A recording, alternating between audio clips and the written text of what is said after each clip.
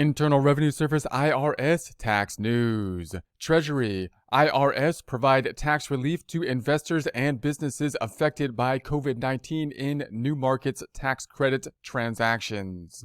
IR 2020-120, June 12, 2020. Washington, the Treasury Department and the Internal Revenue Service today provided tax relief for certain taxpayers affected by the COVID-19 pandemic involved in new markets tax credit transactions. The taxpayers receiving relief through today's guidance are community development entities, CDEs, and qualified active low-income community businesses, QALICBs,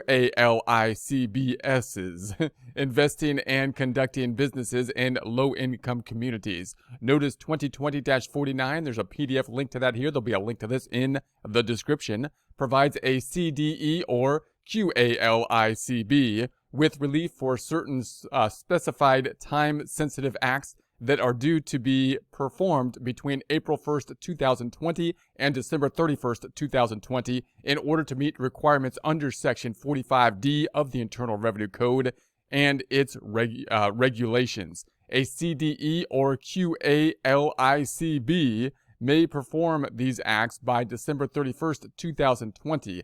The additional time is provided for the following time-sensitive acts. Making investments. If a CDE is due to invest cash received in a qualified low-income community investment, QLICI, on or after April 1st, 2020 and before December 31st, 2020, that cash investment is treated as invested in a QLICI to the extent it is invested by December 31st, 2020. Reinvestments. If a CDE is due to reinvest certain amounts of cash or payment in a QLICI on or after April 1st, 2020 and before December 31st, 2020, the amounts are treated as continuously invested in a QLICI to the extent the amounts are so reinvested by December 31st, 2020. Expending amounts for construction of real property.